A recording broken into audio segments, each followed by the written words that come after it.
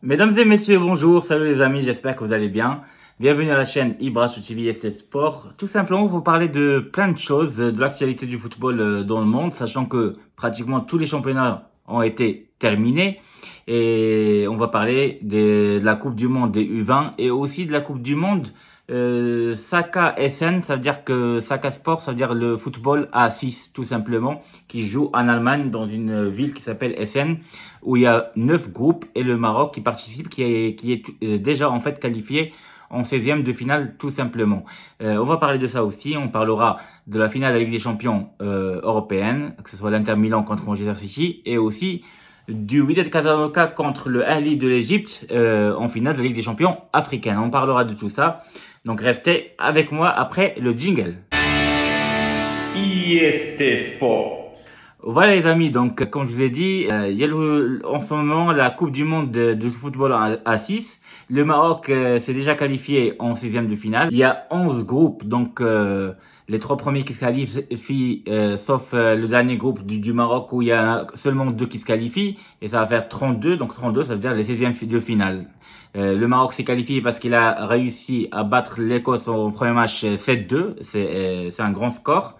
Un très très bon résultat pour le Maroc. Et aujourd'hui, le Maroc a réussi à battre l'Irlande aussi 4-2, ce qui fait que le Maroc est déjà qualifié pour les 16e de finale. Maintenant, la deuxième place va jouer entre l'Irlande et l'Écosse, bien sûr. Voilà, donc le Maroc est qualifié. Il y aura bien sûr tous les grands pays du football qui vont jouer les 16e de finale, que ce soit le Brésil, l'Argentine, l'Uruguay, l'Italie, l'Allemagne, l'Espagne, le Portugal. Voilà, il y a plein de pays qui sont très forts dans ce football à 6 et qui jouent en ce moment en Allemagne tout simplement. Voilà, ce que je voulais parler aussi, c'est les U20. Les U20, c'est tout simplement la surprise, c'était celle de l'équipe d'Israël que j'ai pas compris, elle a réussi à être en demi-finale, qui va jouer contre l'Uruguay, et dans l'autre demi-finale, le Nigeria a été éliminé, donc c'est la Corée du Sud qui va jouer contre l'Italie. Voilà, donc ça c'est les U20, sachant que le Maroc n'a pas participé et c'est la Tunisie qui a participé, elle a été éliminée avant au 8e de finale. L'Argentine qui a été éliminée chez elle par le Nigeria, mais finalement le Nigeria n'a pas réussi à battre la Corée du Sud. Ils ont perdu 1-0 en prolongation. C'est dommage pour le Nigeria et pour l'Afrique tout simplement dans cette compétition des U20. Voilà, ce qui concerne la Ligue des Champions africaine, il y avait hier le match, la finale, match aller en Égypte, donc au Caire, entre le Ahli de l'Égypte et le Wydad de Casablanca du Maroc. Le match s'est terminé par une victoire de l'Ahli 2-1, sachant qu'au début, ils menaient 2-0. Ils ont réussi à marquer un but à la dernière seconde de la première mi-temps et ils ont marqué aussi au début de la deuxième mi-temps. Quand je dis eux, je parle bien sûr de l'Ahli de l'Égypte. Sachant que moi, bien sûr, je suis marocain, vous le savez très bien. Et j'ai pas compris déjà pourquoi il y a des gens, il y a une quarantaine de personnes qui sont parties, qui ne sont pas abonnés. Est-ce que c'est le fait, j'ai pas compris est-ce que parce que je parle du Raja et du Wydad? Moi, je parle tout simplement d'une manière neutre de ces deux équipes-là. Je sais très bien qu'il y a des fans du Wydad et des fans du Raja. Donc je comprends pas. Dites-moi pourquoi il y en a plein de personnes qui sont abonnées et qui sont parties parce que j'ai parlé du Wydad. Est-ce que c'est ça qui dérange?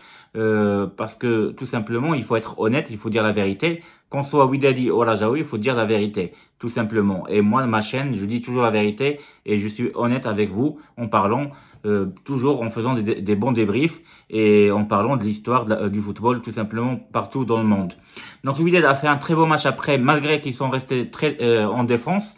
Mais en deuxième mi-temps, ils ont bien réussi à chipper ce petit ballon et ils ont réussi à marquer ce petit but qui manquait vraiment parce que 2-1 ça change tout, ça change vraiment la donne. 2-0 c'est pas pareil, 2-1 c'est mieux, c'est beaucoup mieux pour le Wydad parce que maintenant il suffit que le Wydad gagne 1-0 au Maroc et le Wydad peut être sacré pour la 4e fois championne d'Afrique tout simplement, et elle va dépasser dans ce cas-là le Raja Casablanca qui a 3 Ligues des Champions. Et c'est pas ça qui fait que les gens doivent se désabonner ou pas. On peut être Rajaoui ou Wydadi, mais il faut être honnête. Le Wydad joue très bien en ce moment.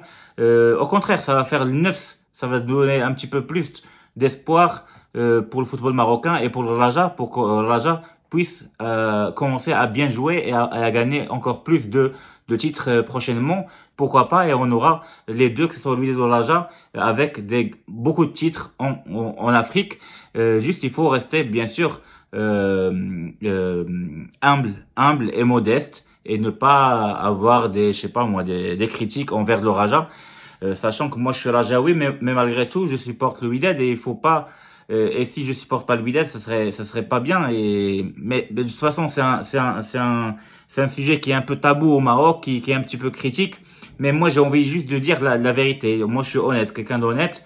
Donc quand j'ai dit que le Wydad représentait beaucoup mieux le Maroc ces dernières années que le Raja, peu importe que je sois Rajaoui ou pas, mais c'est la vérité tout simplement. Le Raja a gagné 2 confédérations, c'est bien, la Coupe arabe c'est bien, mais le fait que le Wydad a été 5 fois demi-finaliste de la Ligue des Champions, avec 2 finales, avec une qui est volée avec Fadihat Radès, et une gagnée en 2017, deuxième gagnée en 2022 l'année dernière, et là maintenant elle peut gagner cette année encore. Ça veut dire que le Wydad représente bien le football marocain, et bravo à eux, hard lak au Raja, et il faut pas mal le prendre et pour se désabonner pour rien, ça sert à rien. Franchement, on est là pour supporter les clubs marocains, et bien sûr le Maroc aussi. Donc voilà, c'est ça ce qui compte pour le Wydad. La semaine prochaine, donc il y aura la finale entre l'Inter Milan et Manchester City. Il y aura une grande finale. Manchester City, franchement, qui est au top parce qu'elle vient de gagner la FA Cup en battant Manchester United 2-1. Franchement, grâce à Gundogan qui a marqué un doublé. Et le premier but, il a marqué en 13 secondes. Franchement, en 13 secondes, il a réussi à marquer le premier but. Malgré que Manchester United a réussi à revenir dans le score en marquant un but sur penalty de Bruno Fernandes, finalement, City a réussi à gagner 2-1 grâce à un deuxième but de Gundogan en deuxième mi-temps. Donc bravo à City qui a fait un doublé. Donc elle a gagné le championnat d'Angleterre, c'est-à-dire la PL, puis la FA Cup, et maintenant elle peut faire un triplé en gagnant la Ligue des Champions. Sauf, attention, moi je pronostique bien une victoire de l'Inter Milan. Les Italiens cette année-là, ils vont pas passer sans rien du tout.